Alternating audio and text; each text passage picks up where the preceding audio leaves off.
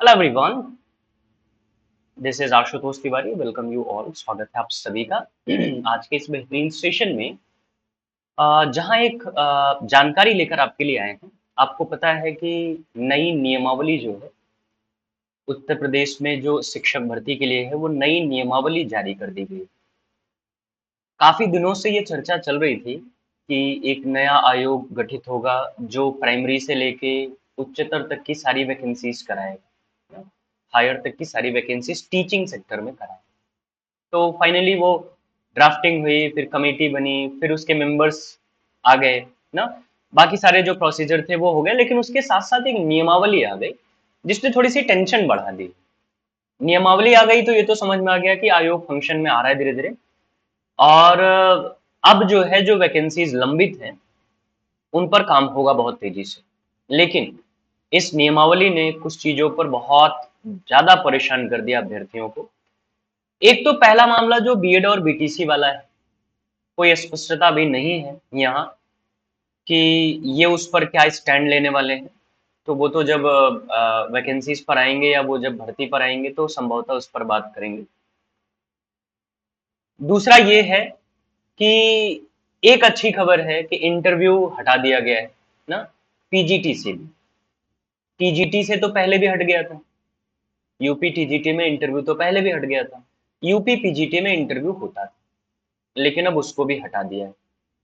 तो हम ये कह सकते हैं कि बहुत सारे स्टूडेंट ये सांस लेंगे कि जो एक धांधली होती थी इंटरव्यू को लेकर, जो अक्सर प्रकाश में आती थी, जो अक्सर लोग उस पर शिकायत करते थे, कई बार मामले खुले भी हैं उसके, उस पर एक अंकुश जरूर लगेगा।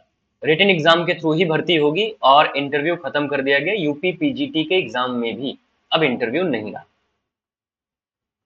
लेकिन उसके साथ साथ कुछ चीजें और हैं जो एक टेंशन का माहौल क्रिएट कर रही हैं। और उसमें सबसे बड़ी समस्या जो है, जिस पर मैं आपका ध्यान ले जाना चाहूंगा, सबसे बड़ी समस्या जो है वो है एज को लेकर। आप यहाँ पढ़ सकते हैं, देखिए आयु वाले कॉलम में आप आएंगे तो यहाँ लिखा है नंबर 8 आयु का कॉलम है। सीधी भर्ती के लिए अभ्यर्थी की आयु, जिस कैलेंडर वर्ष में सीधी भर्ती के लिए रिक्तियां आयोग द्वारा विज्ञापित की जाएं, उस कैलेंडर वर्ष की पहली जुलाई को 21 वर्ष यानी मिनिमम और 40 ईयर्स 40 वर्ष अधिकतम होनी चाहिए। पहले आपको पता है कि ये जो एज थी ना, वो 21 से 60 थी, यानी 60 ईयर्स तक लोग इस वैकेंसी को देख सकते थे। अब इसको इन्होंने क्या कर दिया, 21 से 40 कर दिया ना, इसको इन्होंने हटा दिया। अब इन्होंने नया ला दिया 21 से 40। कोई दिक्कत नहीं है, 21 से 40 बहुत सारी वैकेंसीज में है, हमको उससे कोई दिक्कत नहीं। हमको दिक्कत जानते क्या है, हमारी परेशानी क्या है, हमको दिक्कत है इस परीक्षा की इरेगुलरिटी से।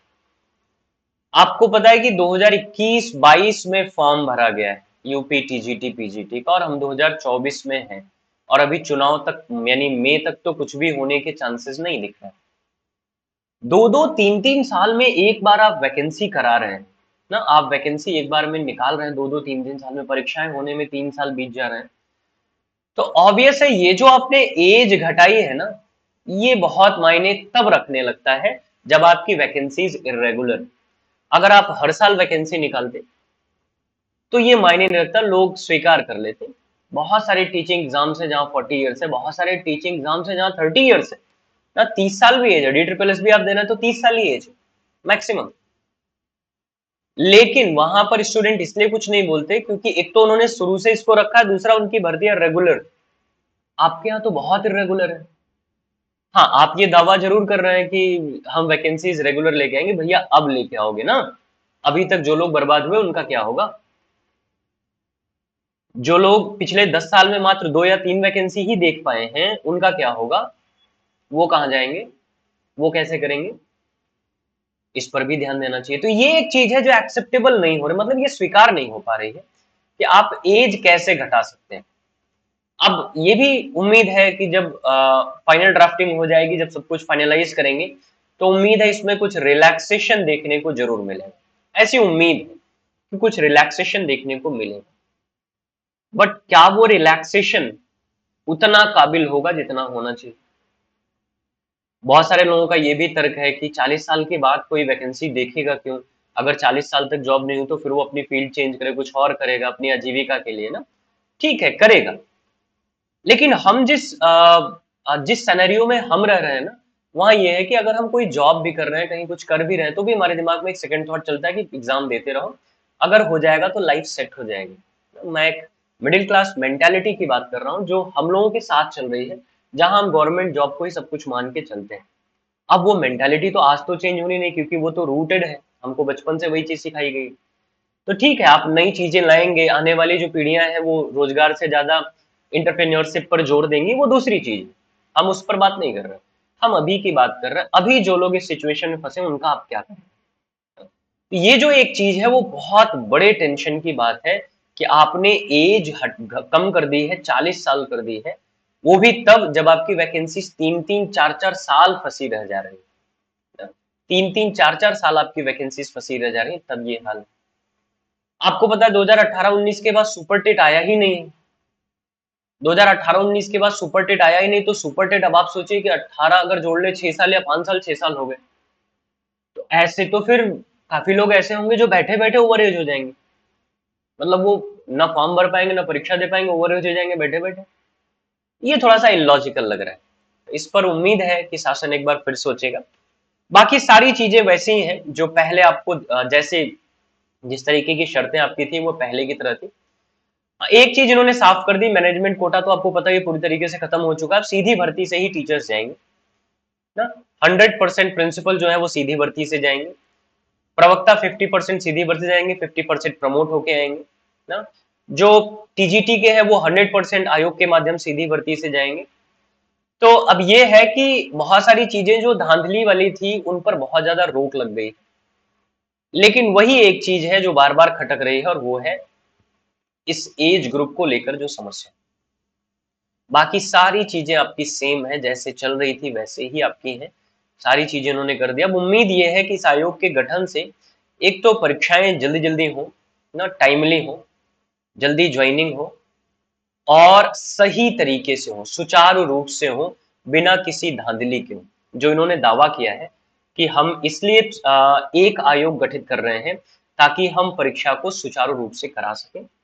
तो उम्मीद है कि सुचारू रूप से परीक्षा होगी, धांधली नहीं होगी। और ये नियमावली ये बताती है कि आयोग फंक्शन में आ रहा है धीरे धीरे।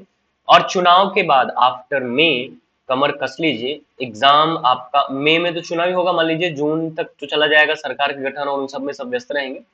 जुलाई या जुलाई के बाद आपके आपके एग्जाम्स की डेट आपको मिलना शुरू हो जाएंगी, इसकी उम्मीद है। आफ्टर जुलाई आपको एग्जाम्स की डेट मिलना शुरू हो जाएंगी, तो अपने आप को तैयार करके रखिए ना। और मोटिवेशन लूज मत होने दीजिए। एज वाले पे जरूर कुछ ना कुछ डिस्कशन जरूर होगा, ये पूरी उम्मीद है, एज वाले पे डिस्कशन जरूर होगा।